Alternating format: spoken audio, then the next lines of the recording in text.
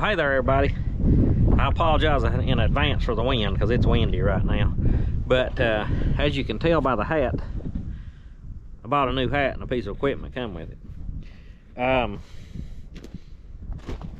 Been thinking about things to improve the hay operation, and ended up buying another Massey Ferguson piece of equipment for the hay operation. So I'll show you what that is. Got us a DM 205 Massey Ferguson disc mower.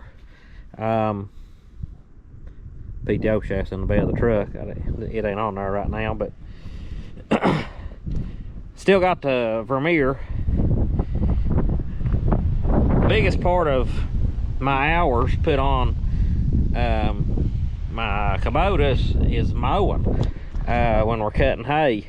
It's the most time consuming process they are, and Dad, he's been wanting to, you know, to help me mow and things, and so I'd planned on trying to get a double cut sickle mower, like an Rossi double cut or a Frontier or something. I was just afraid of them. They would have been about half the price of this mower, but I was a little bit skittish, afraid that they just wouldn't be as durable as what I would hope they would be, because of the rocks and big sticks and things in the tree lines around here. So got to checking around. They had 0% financing on these. This was a leftover from last year. Got a little better deal on it, and I debated between, this one's a 5 disc, which is like a 6/8, you know, considered a 7-foot cut machine. Thought about getting, originally they had a 4 disc one over there, which would have been like a 5.5 or 5.8 cut machine, just something a little bit smaller, a little bit less expensive, since it wasn't going to be the primary unit. But after we got over there looking and things, I just me and Dad both kind of discussed it, and I told him I felt like the 7-foot, even though it was a little more, would probably be more profitable in the long run, be better satisfied and easier to resell than the smaller one would be. My hopes are, I know the John Deere will handle this fine, the farm track will handle this fine, and I'm hoping to be able to mow with the 245 with it. Just, you know, in a situation where I may have some equipment down the ridge and need to mow a couple fields up here, smaller places, I could hook to this and go. Keep those tractors down there to rake and bale with. You know, I'm spread out so many places. I think having a second mower will be very handy. Not only when me and Dad's both mowing together, but also when I've got things at different locations. We can kind of spread out more and cover more ground without so much moving around. Like I said about the hours, you know, if I can cut down on some hours of mow time on that Kubota, and the biggest reason I mow with the Kubota, it's more comfortable than anything else. Even though the John Deere would handle the Vermeer, the Kubota just a little more comfortable. So that's my primary pick for mowing most of the time, because of the time I spend in the seat. But if I can cut down some hours on it, get it to last a few more years longer, this is kind of going to be money in the bank, in my opinion. But we'll get this thing unloaded and check it out a little bit better. But one thing I like is these lights, if I don't tear them off, which I shouldn't. But good about tramming on the road, where we're on the road a lot. Gives you a little extra warning behind the tractor. Got some features here on the lift to where this will lock in when you raise your hydraulic cylinder up, and it'll kind of pivot your whole machine up and get your skid shoe off the ground for when you're turning around at the end of your swaths.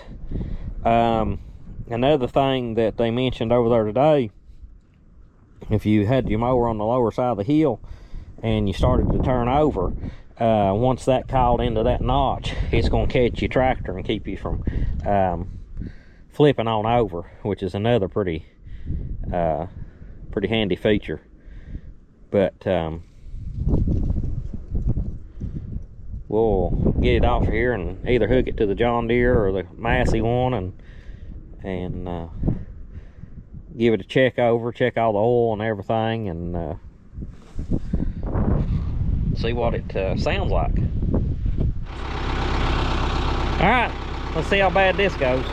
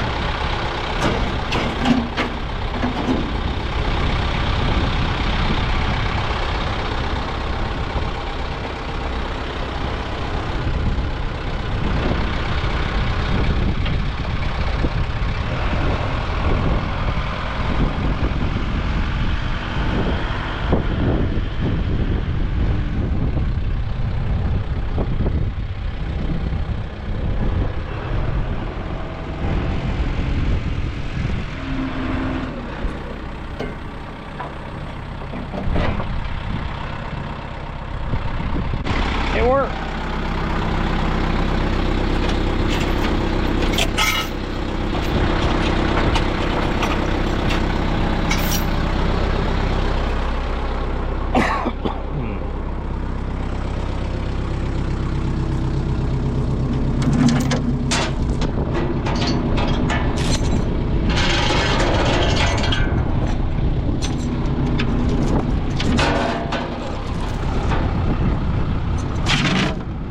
One thing I like is having category 1 and category 2 options for the hitch pins. All you'd have to do is drive this roll pin out and switch them around. Probably only this side. You could leave that side, you just have to switch that side. Or you could leave it on category 1 and use bushings. My old Vermeer had that, but my new one don't. I don't know. I guess it's because of that quick hitch design. Would have made it a little more difficult to do. All right, guys. Y'all might notice I've changed hats since the last clip. Brought the disc mower down here in the shop after I got it hooked to the John Deere and started doing some final setup on it and everything, and we got called out on a couple fire calls yesterday evening, so I didn't get home till about 10:30. And back down here today, didn't wear my Massey Ferguson hat. I'm trying to save that to keep it nice for at least a few times of wearing it out. But anyways, I think I've got everything ready. I had to cut the PTO shaft off some, and I may have cut it off a little more than what it needed to be for this tractor or the Kubota, but I know on the farm track, the drive shaft on my Vermeer will just barely hook up and have any slack, so I wanted to make sure it would work on it if I needed to use it on the farm track. One day we'll hook it to the 245 and see what happens, see how it feels on it, but it's a 5-disc machine, like I said yesterday, I think I said. This is an oil bath gear unit. The Vermeer that I have is shaft drive in between each pods, and only has the individual oil in each unit. This one has oil in a complete cutter bar. The Vermeer is a much heavier machine than this and everything. The prices have went up drastically on this stuff in the last couple of years. But I wanted something lightweight. I guess what I'm saying is the Vermeer is probably a much more durable machine that I have than this one will be for long-term rough use. But this one will be perfectly fine for what it's going to be used for. And I needed something lightweight to handle better on this John Deere and the other tractors if I need it to. And I can still get the same amount of cut with it as I do my Vermeer mower.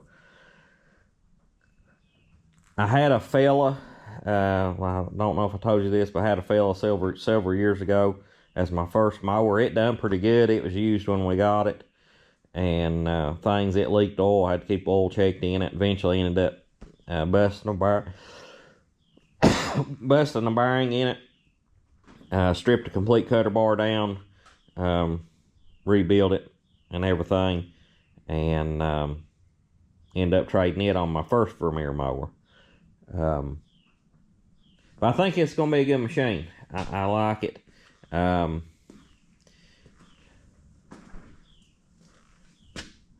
Pretty good setup. There's some features I'll show you here in a minute. One feature in particular that I like. But I want to show you a little difference in the blades.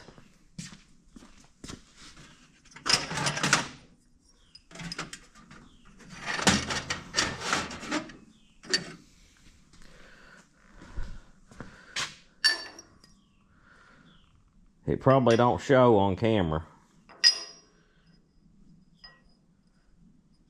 but that's a Vermeer blade here, and that's the Agco blade, or for Massey Ferguson there. Thicker material.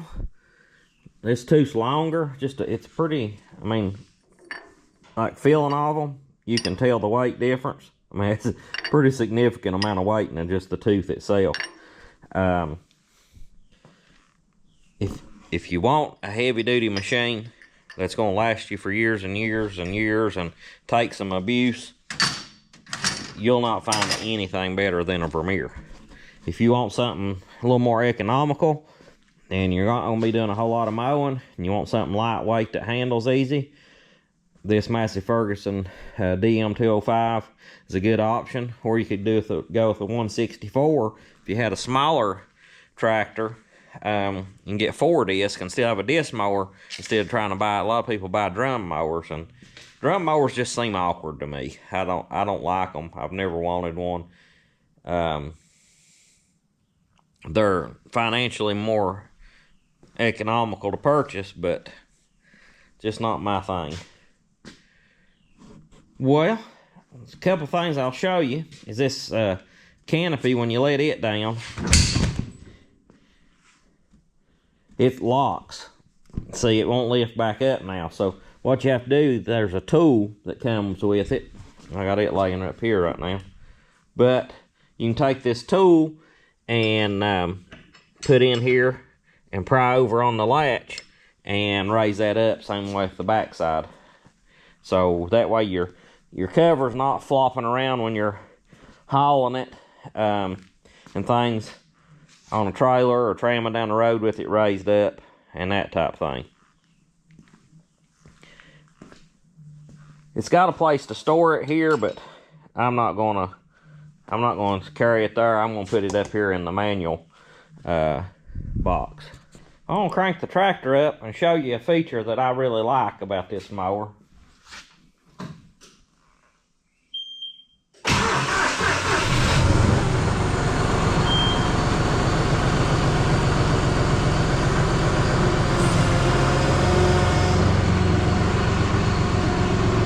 When you raise it up, this lock will catch in that slot, and when you pull on back on your cylinder, it'll lift the frame of the machine up.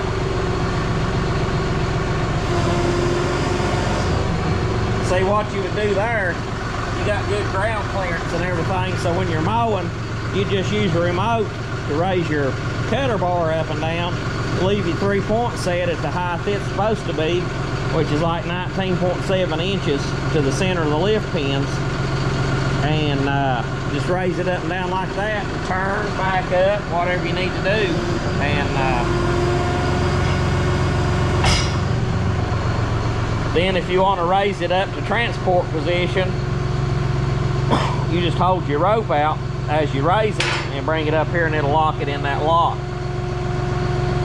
One thing to make sure that you do is to run this rope over top of this cylinder, because if you don't, it's not going to lift that latch up out of here. I had it run around the back to start with, and it was just pulling straight, it wasn't pulling up. So hopefully in this position, when you pull it and it's up here, it'll lift it up out of that lock.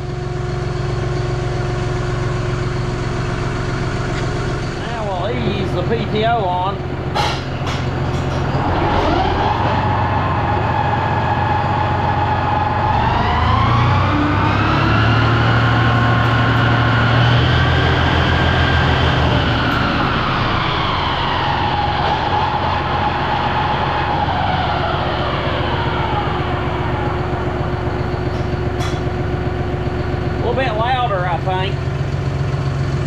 Than the Vermeer, but that may be because it's sitting on that concrete floor.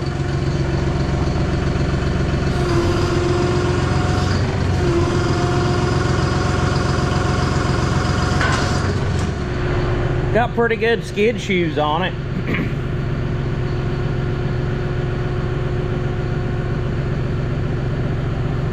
Heavy made. I got that swath wheel turned at its widest setting to where it'll sort of fan the windrow of the hay out. May even try it without that. I don't know. But it don't feel too heavy on the tractor. I mean, I tell you, that Vermeer, you know it's hooked up to you.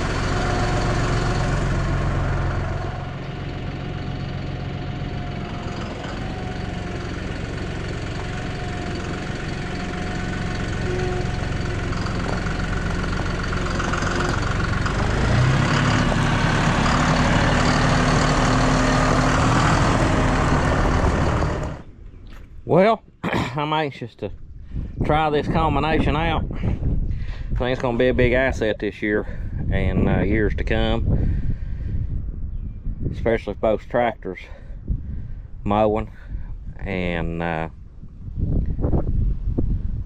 looking forward to it. If y'all will, please like, subscribe, and comment. Appreciate you watching, and we'll catch you on the next one. Probably going to be doing a little dirt moving.